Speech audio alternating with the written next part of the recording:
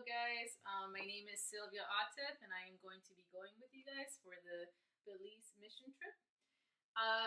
If you're watching this video, it's most likely because you're going to be teaching, and we've decided to create a video to help you out understand what you're going to be in charge of, and always reminding you to stay flexible, because even though we have this video, maybe God has called us to change things up. So hopefully things don't change.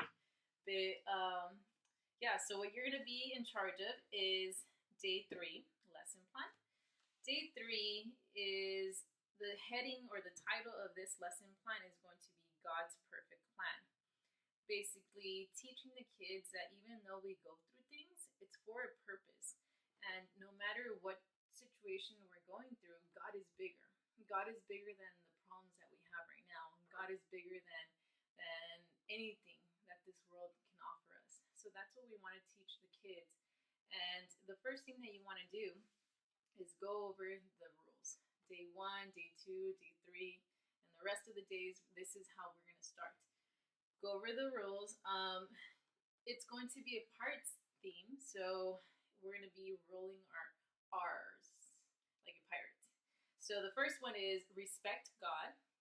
And it says this means that you need to honor God in everything you do. Maybe you want to give an example of that. Number 2, respect others. This means that you treat others the way that you want to be treated. The third one is respect your leaders. If a leader tells you to do something, you should do it first time you're told, and if you need anything.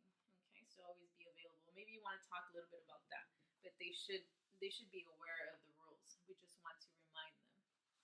This was found on page 18 of your lesson plan packet.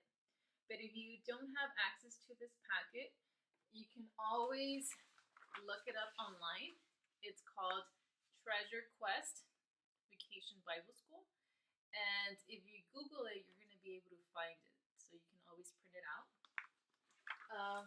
So number 1, go over the rules. Number 2, you are going to be doing an icebreaker. An icebreaker is mainly for the kids to loosen up in an appropriate level, have fun, and then also by introducing a little bit of the topic that we're going to be discussing. So let me turn to your day. Day number 3, that's going to be on page 9. Page 9 says you will need. These are the things that you are going to need for your day. My job is to make sure I have all the things ready for you, which means a balloon with the verse inside and a coin.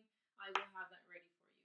If it says that you need signs, like for example, I think yours is Paul, angel, wave, stop, I will have that ready for you.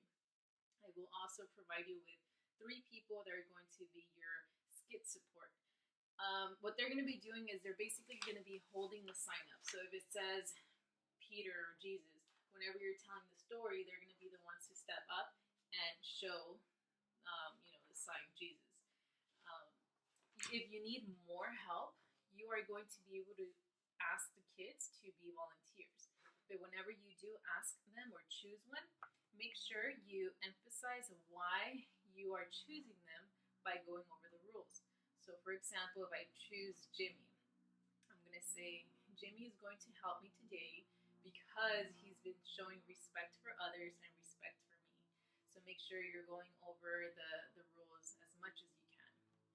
Kids are going to be able to receive stickers. These stickers are going to be like a reward system. So as they're listening to you, going over the rules and the lesson, we're looking for the 3 R's. So we're looking for kids showing respect, always being leaders. And they are going to be receiving stickers. These stickers are going to be placed on their hat. So hopefully everyone's wearing their hat. This was made on day 1. The hat is going to have stickers all over. At the end of the time that we're with them, they're going to be able to exchange the stickers for candy. So if they have 10 stickers, and they can get 10 candy. But we're going to kind of change it around, so just stay tuned for that because they can't get 10 candy. So then, what else? We went over expectations, and then all the things that you're going to need, you're going to have. you're going to start with your icebreaker. So that's the second thing. So rules, icebreaker. Your icebreaker is called body hurricanes. So it says, on the count of 3, I want everyone to jump up and you're going to create a body hurricane. But there are a few rules. This can be dangerous, but it can also be very fun. So just keep in mind, if there's any like small kids, I would probably have them sit in the front and then the bigger ones in the back. And then what I would do is I would make sure I show them. I first tell them the rules. So the rules are right here, 1 through 4. Actually, it's 1 through 5. They made a mistake. 1 through 5, go over the rules and have your skit support be the example, model it for them. So for example, when you say 1, 2, 3, be the ones to be the hurricane, but then also make sure the kids understand that you don't want anyone to get hurt. After you do that, you're gonna suddenly say, ready, 1, 2, 3, go. And then you're gonna say stop. As soon as you say stop, everyone has to be still. So they have to freeze, basically. And then you're gonna say, today we're going to learn about a ship that got caught in a terrible storm, but I'm going to need a few of you to help me. You get 3 skit support. If you need more, you ask the kids. And then you're gonna be reading. You can either read the story to them, or I would say memorize it, and even if you have time, have your own props, have your own like something to engage them. So then we're gonna have our skit support holding up the sign that says Paul. So whenever Paul comes up, then it says when you say Paul, the kids should say who loved and served God. So make sure you rehearse that before you even go into the lesson plan. I'll give you time to read that. It makes sense once you read it. Let's see. So after you do your lesson plan or your story, you want to choose someone that is showing one of the R's and have them come up to the front to pop the balloon. That's going to be ready for you. As soon as they pop the balloon, he can read it or you can read it. So your verse is going to say, we have seen and testify that the Father has sent the Son as the Savior of the world. And you're going to talk about what that verse means. After that, you are going to have a volunteer, from Believers World Outreach. They're going to be the ones sharing their testimony. And we're going to have that person ready. They have the opportunity to present their testimony within 5 minutes, I would say. You don't want to go too long because then the kids are not going to be engaged. So 5 minutes of telling them your testimony. And what I would do is I would make it into a skit. So for example, if my testimony would be, when I was growing up, I didn't like a lot of people. I didn't get along with a lot of people. So then I would have someone acting it out, just being like really mad. And then I would say, but then my mom took me to church and I met a lot of new people. So then he can kind of team up with someone else and be acting out what I'm saying. And then I can say, and I met a pastor who brought a lot of food to my house because we were not able to afford the food. And that made me know that Jesus is real. So I can even have someone acting that out.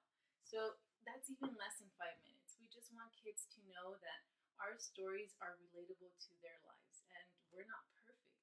We're broken and we're still broken. And we're trying to find a purpose find our purpose and showing the kids that every day we're all trying to be better people. So that's what we're going to do. So you have your guest speaker, basically. And after that, make sure you read, there's like important notes right there. Make sure you read that. After that, we are going to go on to the arts and crafts. I'm not too sure if you're going to be the one leading this. You're going to have a lot of people helping you out.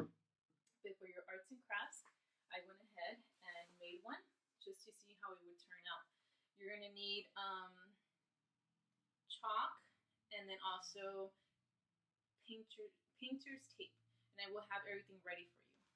So this is going to be what they're going to be creating. So you're going to wet the chalk. The chalk is going to be in cups of water. You're going to soak it there, and they're going to have a tape right here creating the cross. So that's something that us volunteers can help out with, putting the cross there. And then they can paint whatever design they want all around. And once it's dried up, they can go ahead and peel it, and then this is what they're going to have. Make sure that they write the verse right here. In every arts and crafts that they do, we want them to leave with a verse. That way they're able to put it somewhere in their room and always read it and always see it. So make sure you do that. All the materials will be ready for you. We have chalk, we have the tape, we have the paper. So that's going to be for day number 3. After the arts and crafts, and we're going to be moving on to basically having them do like bracelets or free time to do something else. Okay, so that's going to be your day. If you have any questions, just go ahead and email me. I know it's a lot of information, but everything will make sense if you're able to get a hold of the lesson plan and just read it over. I would say read it over, and if you have questions, just ask me. But your arts and crafts is going to be this here. If you want to see other examples of how this would look, you can always follow me in Pinterest.